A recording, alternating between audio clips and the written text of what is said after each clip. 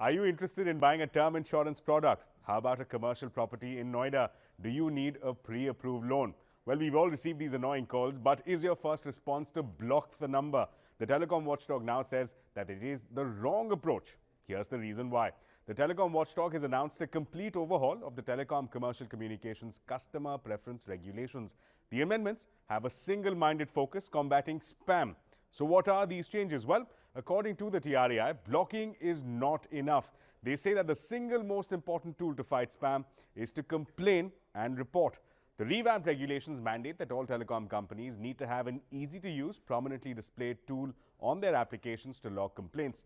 Complaints can also be logged on TRAI's DND application in just a few seconds. Now, the latest amendments allow you to log a complaint within 7 days of a spam call or a message, and telcos have to act within 5 days.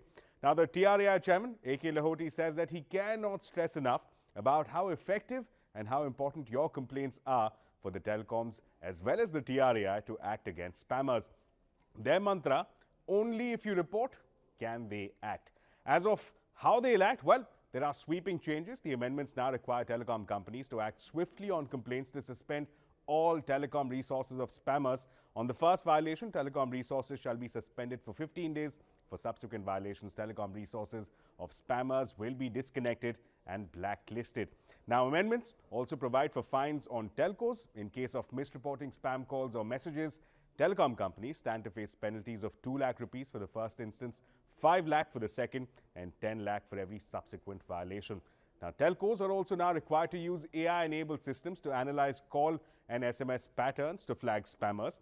Telecom companies will have to analyze calls and messages on parameters like high call volumes, short call durations, low incoming to outgoing call ratios.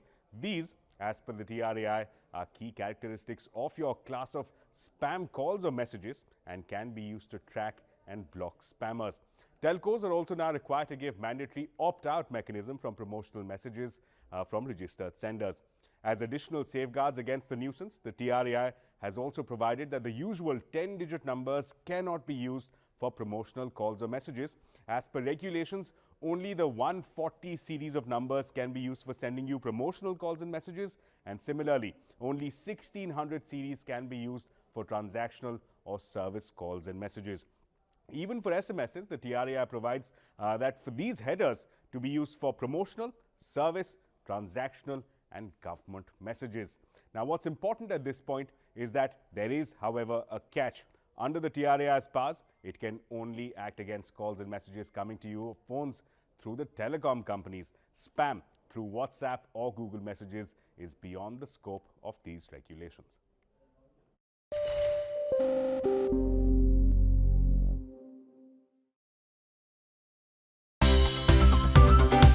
Thank you for watching CNBC TV 18. For all top headlines and updates, follow us on our social media platforms.